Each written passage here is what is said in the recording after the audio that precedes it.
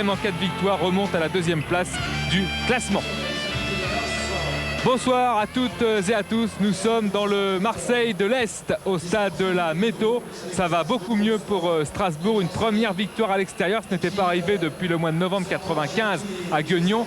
Les Strasbourgeois ont gagné à Bordeaux, ils restent sur 7 points pris en 3 matchs, ils n'ont pas battu l'OM, c'est vrai, depuis une bonne dizaine d'années. L'OM où ça va mieux aussi, les vertus sont retrouvées, Claude Leroy à Marseille. Oui, les Marseillais qui ont connu de gros pépins au cours de beaucoup de leurs matchs avec des expulsions et finalement psychologiquement ils ont montré des super qualités morales, un mental très fort et puis on sait qu'avec Gérard Gilly une bonne intelligence tactique, ce qui veut dire qu'à chaque fois alors qu'on les croyait au fond du gouffre, ils sont revenus et puis ce soir, vous le disiez tout à l'heure Denis, s'ils gagnent ils se retrouvent 2e, ce qui serait quand même une très très grosse performance dans ce début de saison. Voilà, les Marseillais sont arrivés hier soir en Alsace. Voilà ce que peuvent faire les Marseillais. Jean-Paul Jaune nous le montre. En cas de victoire, Marseille se retrouverait tout simplement à égalité avec Monaco et Bastia à 6 points du Paris Saint-Germain. Ce serait une grande performance pour des Marseillais handicapés. On y reviendra. Mais du côté de Strasbourg, il y a un homme qu'on va découvrir, qu'on va redécouvrir, car l'an passé, il avait eu des pépins physiques. C'est David Zitelli, le spécialiste de Nancy, de l'Est, à Canal, c'est Philippe Jonin.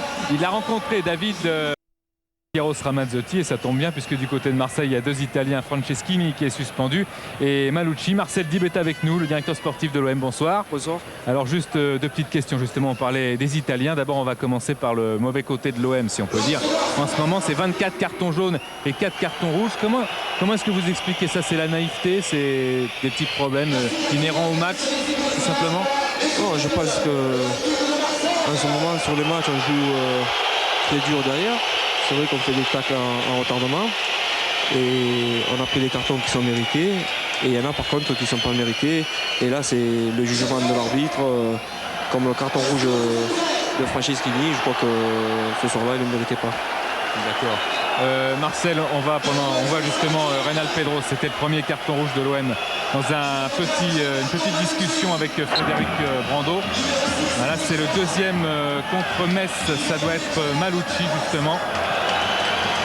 Non, celui-là il est mérité. Voilà, il retient Robert Pires. Il y a aussi Xavier Gravelaine contre Rennes. Là il se protège, je crois que la commission de discipline l'a reconnu, on lui a donné un match ferme. Et puis enfin, Franceschini l'autre jour contre Guingamp. Vous voyez Xavier Gravelaine, il était heureux de revenir ici à la Méno parce qu'il veut absolument flamber. Là on est avec Vrai et les joueurs. Là vous voyez que... Oui, c'est un peu un duel égalité. Là c'est quand même un scandale de se faire expulser sur une action comme ça. Je crois que l'arbitre aurait pu quand même se rendre compte que c'était une erreur et bon, maintenant c'est trop tard. J'espère que les arbitres regarderont de très près les actions maintenant, surtout les nôtres. Alors on ne va pas vous retenir trop longtemps parce que vous devez aller sur le banc. On va quand même parler de l'arrivée possible d'un joker à Marseille. On a vu que l'OM s'intéressait à Drobniak. Oui, c'est vrai, j'ai fait un petit voyage éclair à Bastia.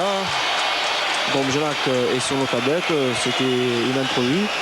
Je crois qu'à partir de là, on a 4 à 5 joueurs d'un grand niveau devant et j'espère que d'ici un mois, on trouvera notre joker qu'on cherche dans tous les pays d'Europe. Marcel aussi peut-être un joueur néerlandais qui jouerait en Allemagne ou en Écosse, non? Oui, c'est possible. Ça peut être aussi un Anglais et un étranger qui joue en Italie. Je crois qu'on a 7-8 joueurs et on va essayer de ne pas se tromper, de faire le bon choix. Et c'est vrai que Drobniak nous intéresse, mais ce sera difficile à le faire venir. Voilà, merci Marcel. On va tout de suite parler un petit peu boxe pendant 1 minute car le 3 novembre prochain, il y a la remise des gants d'or. Le 10 novembre, Paris sera remplacé par Yannick Roth. Donc on va découvrir tout cela rapidement puisque les joueurs sont déjà dans le couloir. Wenzel dans les buts, derrière une défense à 4, l'axe central Dogon Ismaël, Philippe Raschke sur le côté droit et donc Yannick Roth le nouveau venu à gauche. Milieu de terrain avec 4 éléments également. Okpara un petit peu plus défensif, Liasser l'ancien parisien sur le flanc droit, Gogi sur le côté gauche. On dit énormément de bien de ce joueur, on va le suivre avec beaucoup d'attention. Collé en soutien des deux attaquants, Baticle et Zitelli, auteur déjà de 6 buts. Pour l'équipe de l'Olympique de Marseille, Claude. Eh bien, l'équipe de l'Olympique de Marseille avec la rentrée de Jérôme Alonso après le départ de Kopke. Derrière, Jambé et Makin au poste derrière latéraux. Dans l'axe central, Malouchi, Galtier. Devant, milieu, essuie-glace, Roy. Sur le côté droit, Azoar. Son pendant sur le côté gauche, Pedros. Et Chouafny, un petit peu intercalé, qui sera peut-être un petit peu plus défensif que Azoar, contrairement à ce qu'il y a sur le tableau. Et devant, Gravelaine et Libra. Mais une équipe de l'Olympique de Marseille que Gérard Gillier aimerait voir conquérante ce soir. Le Racing Club de Strasbourg est privé de Souchoparek, comme nous l'a rappelé Fabrice, mais aussi d'Olivier Dacour qui est blessé du côté de Marseille. Kopke, Cascarino et Lechkov ne sont pas là, appelés en sélection. Avec Lechkov, il y a une petite précision qu'on amènera tout à l'heure. Fabrice. Oui, Denis, avec Marc Libra, l'attaquant de l'Olympique de Marseille. Alors Marc, le fait de pouvoir terminer, enfin d'être deuxième à la fin de ce match, est-ce que c'est un challenge supplémentaire, une motivation supplémentaire pour vous? Disons qu'il est vrai que pour nous, vu le résultat qu'il y a eu hier soir, pas mal de matchs nuls, c'est vrai que ça me permettrait de rentrer dans le trio de tête. Mais bon, pour l'instant, l'impératif pour nous, c'est surtout de ne pas perdre. C'est surtout ça, les consignes du match. Je voudrais passer un bonjour à un ami à moi, Franck, qui se repose bien. Merci. Merci Marc. Marc Libra et Reynald Pedros, vous apercevez en même temps le nouveau maillot de l'Olympique de Marseille, superbe. Oui, les designers de la maison d'équipement de l'Olympique de Marseille ont fait du bon travail. Ils avaient un problème, les Marseillais, parce qu'ils sont ou blancs ou bleus. Et comme les Strasbourgeois sont dans le même registre de couleurs, il a bien fallu trouver autre chose. Ça a été ce bleu marine dégradé. Voilà, Yannick Roth, on a aperçu Jean-Luc Dogon aussi. Christophe Galtier qui a gagné, qui a tenu sa place à Auxerre brillamment lors d'un Auxerre-Marseille qui était d'ailleurs aussi en direct sur Canal. Et depuis, eh bien, Galtier, même s'il y a pas mal d'indisponibilité du côté de la défense marseillaise, il y a Jean-Christophe Marquet qui récupère d'une opération au genou, une opération qui a duré 6 heures et il a 50 agrafes, Jean-Christophe Marquet. Il y a Hernandez qui récupère aussi plus vite que prévu, c'est une bonne nouvelle pour l'Olympique de Marseille. Voilà Gérald Baticle, Le capitaine. et Jordan Lechkov. Alors lui, il a une petite histoire, c'est-à-dire qu'il aurait refusé la sélection bulgare, mais il n'aurait pas reçu la lettre de sortie de sa fédération pour pouvoir jouer ce soir. Il va quand même aller au Luxembourg pour voir le sélectionneur bulgare après le match, mais il est, vous l'avez constaté, sur l'image de Jean-Paul dans les tribunes. Alors pour Jordan Lechkov, Jean-Michel Roussier, le président délégué de l'OM, nous disait qu'au téléphone, les dirigeants bulgares lui avaient donné l'autorisation, alors qu'on voit Gérard Gilly, mais qu'il a attendu le fax jusqu'à ce soir pour avoir véritablement une autorisation officielle. Denis? Oui, Fabrice. Oui, juste avant le coup d'envoi avec Gérald Baticle. Gérald, vous restez sur 2 victoires. C'est l'opportunité de revenir dans le championnat. Écoutez, on essaie d'oublier le passé. Maintenant, grâce à ce passé, on a acquis une certaine confiance. On va essayer de continuer, de développer un beau spectacle ce soir et devant notre public de ramener le résultat. Merci. Et pendant ce temps-là, on découvre le nom de l'arbitre. C'est un Breton, l'un des excellents arbitres de première division, Stéphane Bray, assisté de monsieur Le Bourvelec et Dagorn. Ça sonne bien la Bretagne, tous ces noms. Et il y a énormément de monde à la Méno, hein. Claude, regardez le COP. Jean-Paul, s'il peut nous montrer le COP strasbourgeois. Il nous avait dit qu'il préparerait une bonne réception pour ce match. Beaucoup de monde ici à la Méno, c'était prévu. Ils sont tous arrivés très tard en ce dimanche soir pour voir les Strasbourgeois affronter l'Olympique de Marseille. Les Strasbourgeois qui ont un bon calendrier puisqu'ils vont jouer Guingamp encore à la Méno, 2 matchs consécutifs ici en Alsace avant d'aller à Caen et de recevoir le voisin nancéen.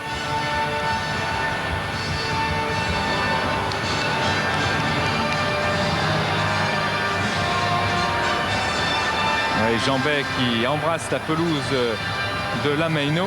Xavier Gravelaine, je vous le disais tout à l'heure, qui a évolué ici lorsqu'il était prêté par le Paris Saint-Germain pendant une saison, mais il n'a connu Jackie Duguay-Pérou que pendant les 2 derniers mois, puisqu'avant comme coach il l'avait Daniel Jean Dupeux. Ça s'était pas très bien passé pour Gravelaine qui avait une position plus de milieu de terrain que d'attaquant, et vous l'avez aussi constaté, Xavier Gravelaine est le capitaine de Marseille. Voilà, Jérôme Alonso, lui, il n'a pas joué en première division depuis un Nice-Lyon perdu au Stade du Ray 2-1. C'était le 9 mars 95.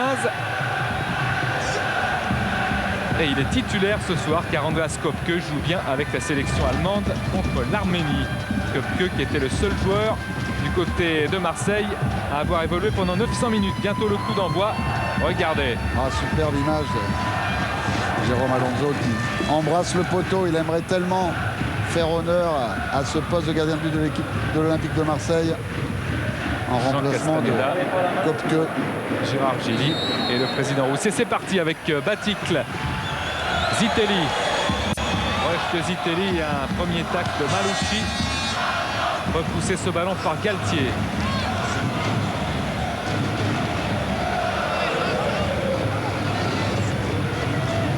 Ismaël, Roth, Dogon. Dogon serré par Gravelaine, cherche Raschke.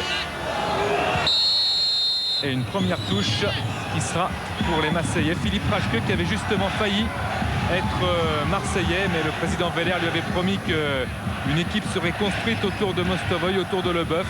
Et finalement, eh bien, ça n'a pas été le cas puisque le président Veller a choisi de laisser partir Leboeuf et Mostovoy, contrairement à ses promesses. Et Raschke a été obligé de rester au Racing Club de Strasbourg. D'ailleurs, il n'a pas eu satisfaction puisqu'on lui avait promis aussi, promesse encore non tenue, une revalorisation de salaire. C'est reparti pour les Marseillais avec ce ballon qui reste en défense. On va chercher Gravelaine, Okpara intercepté, Baticle.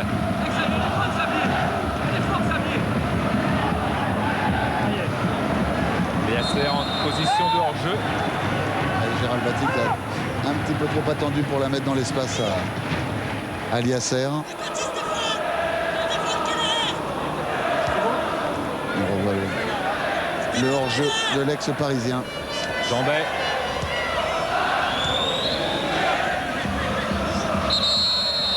Faute. Ismaël sur Marc Libra.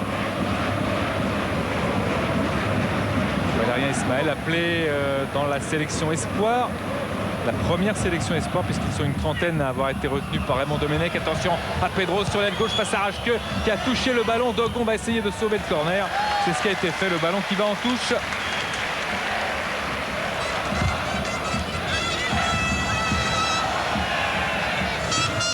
Touche avec Makin et Pedros. Éric Roy. Touche encore favorable à l'Olympique de Marseille. Qui s'installe petit à petit dans le camp strasbourgeois. Il avait dit, on a longuement discuté avec Gérard Gilly avant le match. Éric Roy qui a été la première recrue marseillaise à l'intersaison. Et Jackie Duguay-Pérou qui demande déjà à sa formation de remonter, de ne pas rester devant sa propre surface de réparation.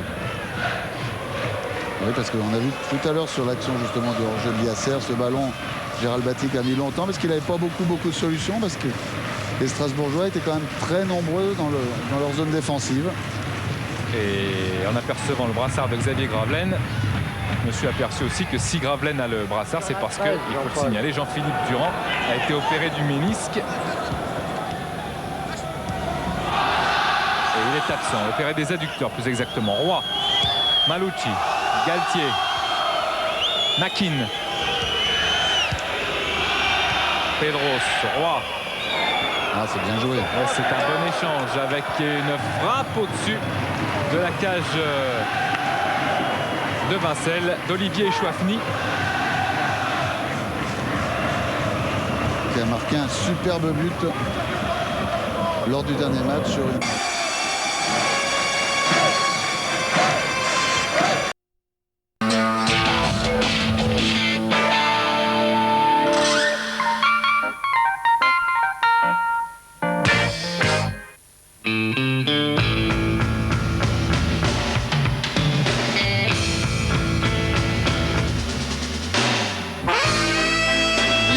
Pendant 3 ans sous les couleurs de l'Olympique de Marseille, mais c'est la première fois qu'il revient au Stade Vélodrome avec le maillot de Monaco.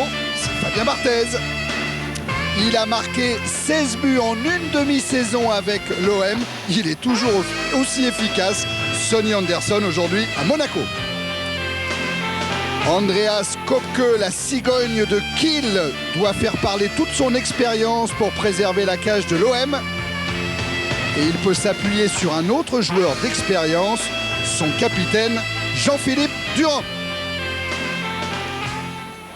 Bonsoir, nous sommes au pied de l'Himalaya. Je crois vraiment que la phrase de Gérard Gilly résume parfaitement ce match avancé de la 16e journée du championnat de France de première division entre l'Olympique de Marseille et l'AS Monaco, un match qui va débuter dans quelques minutes ici au stade Vélodrome. Tiens, on va tout de suite regarder le classement pour bien fixer les esprits au niveau des chiffres, au niveau des mathématiques, pour s'apercevoir que Monaco, deuxième du classement, peut prendre provisoirement la place de leader ce soir avec un succès, quel que soit le score, en attendant le déplacement du Paris Saint-Germain demain à Nice. Et puis dans le bas du tableau, regardez comme la situation de l'Olympique de Marseille est délicate. Montpellier, pour le moment premier relégable, n'est qu'à 2 points. Marseille doit réagir. Bonsoir Claude Leroy. Bonsoir Thierry. Ouais Claude, on le disait, bon, il y a le point de vue mathématique, c'est vrai qu'il y a 3 points en jeu comme pour tous les matchs de championnat, mais on a l'impression que ce soir qu'il va se jouer encore bien plus que ça, hein, au niveau de l'environnement, au niveau des joueurs, on sent, on palpe la tension. Hein.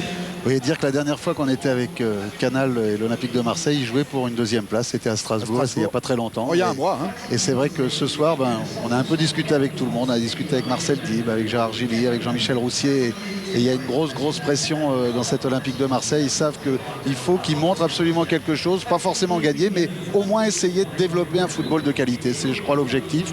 Et l'Himalaya, il va falloir essayer de le grimper le plus vite possible. Alors, on a beaucoup parlé de l'environnement avant cette rencontre, Claude, alors qu'on voit Thierry Henry à l'image qui sera un des protagonistes de cette rencontre.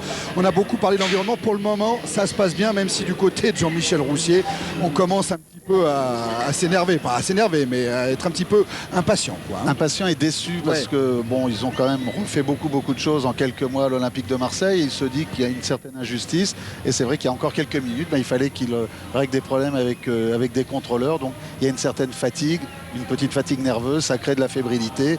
Et tout le monde ici à l'Olympique de Marseille voudrait bien que ce match, ce soit la fin de tous ces problèmes et puis ce soit le départ d'une nouvelle belle aventure marseillaise. Alors on parle de l'aventure marseillaise, mais il faut également évoquer Monaco. Et pour cela, on va se tourner du côté de Fabrice Poulain, qui comme d'habitude est au bord de la pelouse.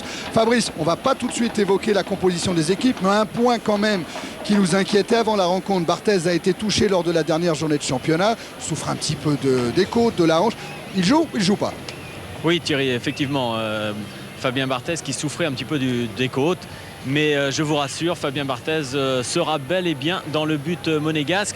Mais pour pallier quand même à l'éventuel forfait de Fabien Barthez, bien du côté de l'AS Monaco, on avait quand même fait venir Bruno Clément. C'est un amateur du club de l'AS Monaco.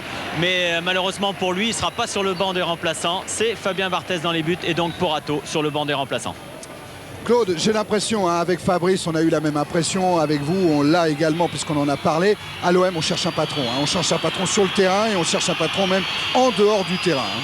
Oui, on a envie de revoir le patron sur le terrain, on en parlera tout à l'heure, c'est Jean-Philippe Durand et son retour. Et puis en dehors du terrain, Jean-Michel Roussier est très clair, c'est pour ça qu'il dit, moi je ne recherche absolument rien. On est pressé de voir M. Dreyfus reprendre ce club en main parce que ça nous dégagera de certaines obligations. On saura effectivement maintenant qui décide. Et moi j'attends, il y a encore un mois où il faudrait un petit peu tenir pour pouvoir repartir après ce mois, après l'élection du patron d'une grande marque d'équipement sportif à la tête de l'Olympique de Marseille. Et sur le terrain, oui, c'est Jean-Philippe Durand. Alors l'officialisation de l'arrivée de M. Louis Dreyfus à la tête de l'OM, c'est pour la mi-décembre en principe, donc il va falloir encore patienter un petit peu. Pour le terrain, ça s'arrange un petit peu avec Gérard Gilly, avec le retour de Jean-Philippe Durand, joueur d'expérience, qui a effectué son retour la semaine dernière à Montpellier, qui va effectuer son retour ce soir au stade Vélodrome. Et Jean-Philippe Durand qui a été suivi par Christophe Josse tous ces derniers jours à l'entraînement à la commanderie. Jean-Philippe Durand qui réagit notamment à tout ce qui s'est passé autour des matchs à l'Olympique de Marseille. Durand avec Christophe Josse. Bon, j'ai déjà connu des moments de colère, mais s'en prendre aux joueurs, aux familles des joueurs comme ça s'est passé, c'est la première fois. Ce qui me fait mal, c'est surtout s'en prendre à l'intégrité de l'homme. Je crois que ça dépasse le cadre du joueur professionnel. On est, c'est vrai, très regardé, très visé lorsqu'on est homme public et homme professionnel, joueur de football.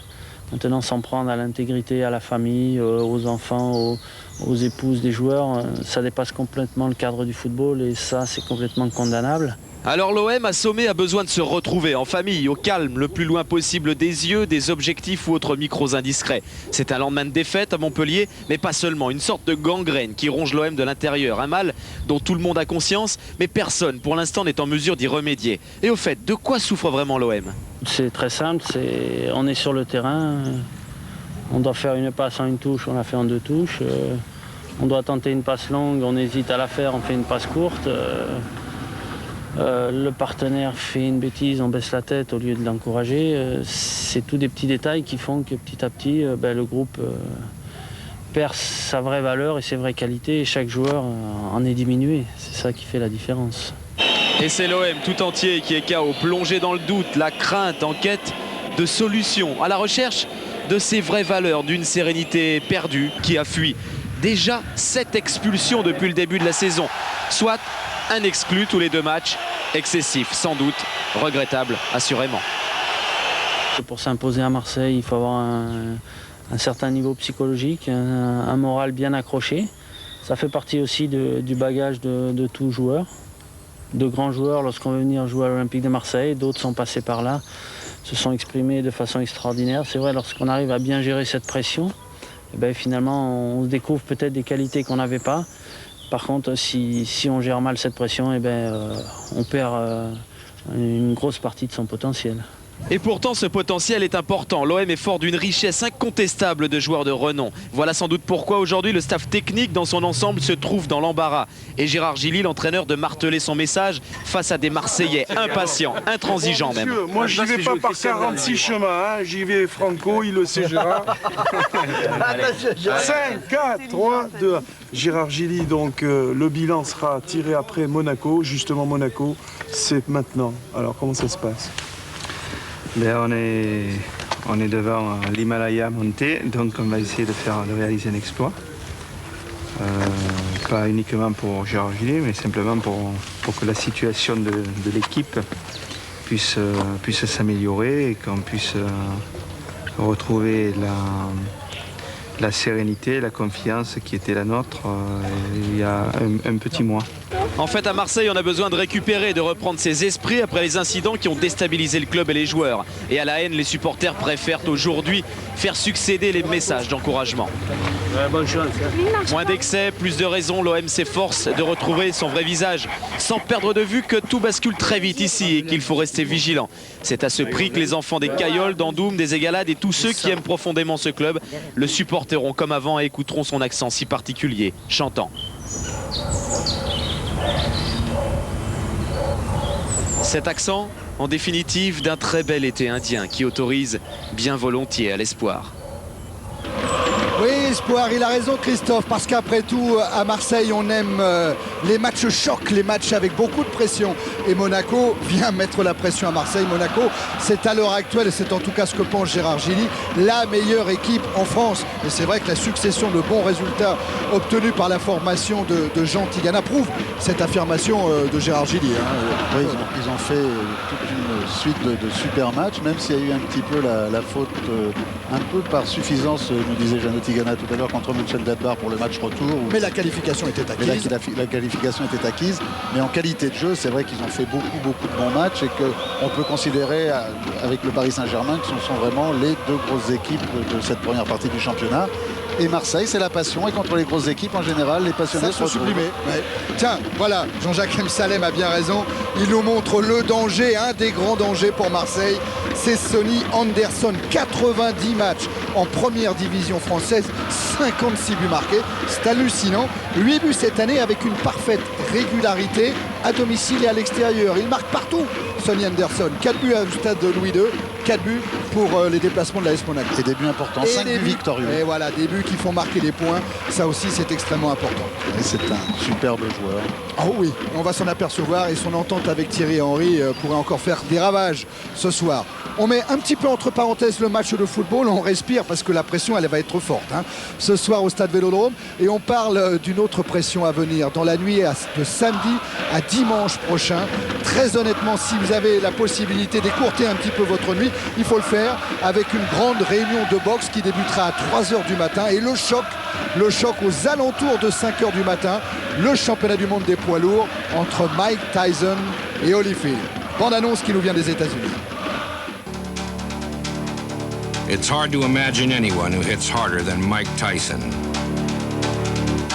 For that reason, he is the most feared boxer in the world. Who'd want to get in the ring with him? Who'd want to get their head blasted? Or their stomach smashed? Or their ribs bashed? He comes at you with either hand. It doesn't matter.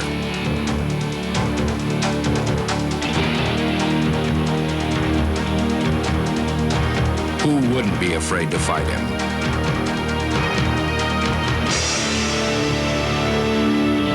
Finally, Tyson versus Holyfield.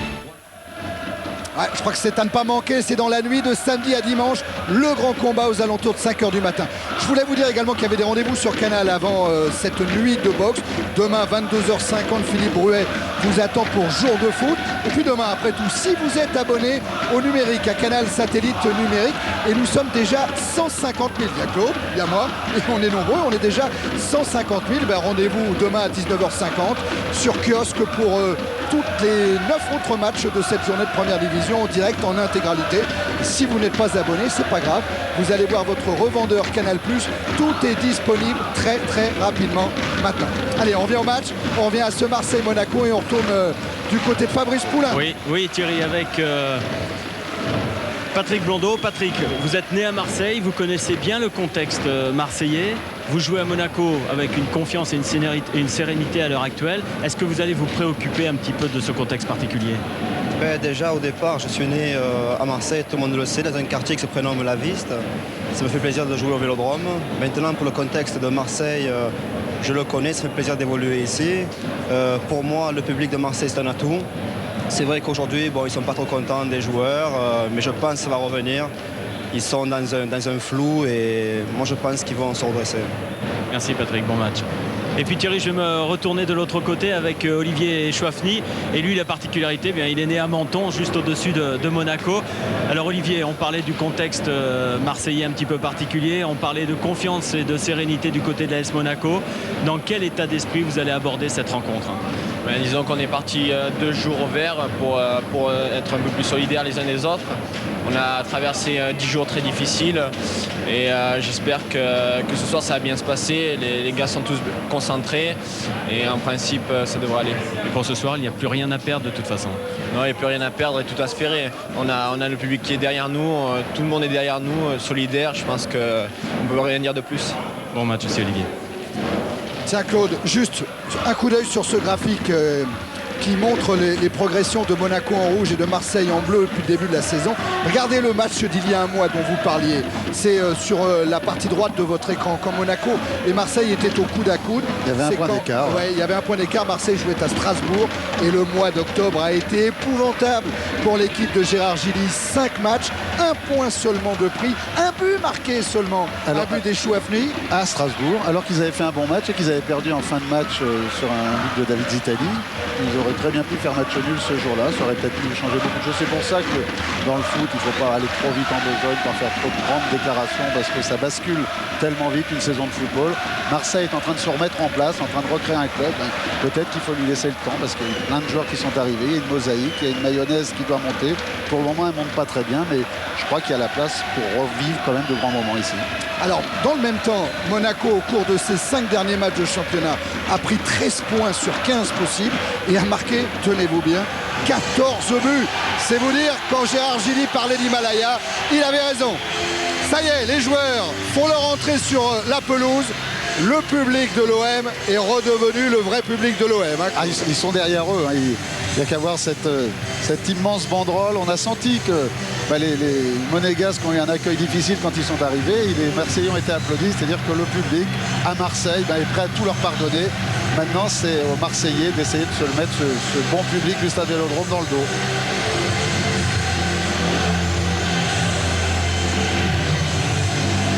Voilà ce gigantesque drapeau qui vient accueillir les joueurs de l'OM. Et on joue gros du côté de l'OM ce soir, on vous le disait en filigrane tout à l'heure avec Claude. Mais c'est vrai, il faut l'avouer, Gérard Gilly joue quasiment sa place ce soir. La composition des équipes du côté de Marseille, Claude. Eh bien, il a changé quand même pas mal de choses dans le domaine tactique, savoir que, avec comme que dans les buts, Galtier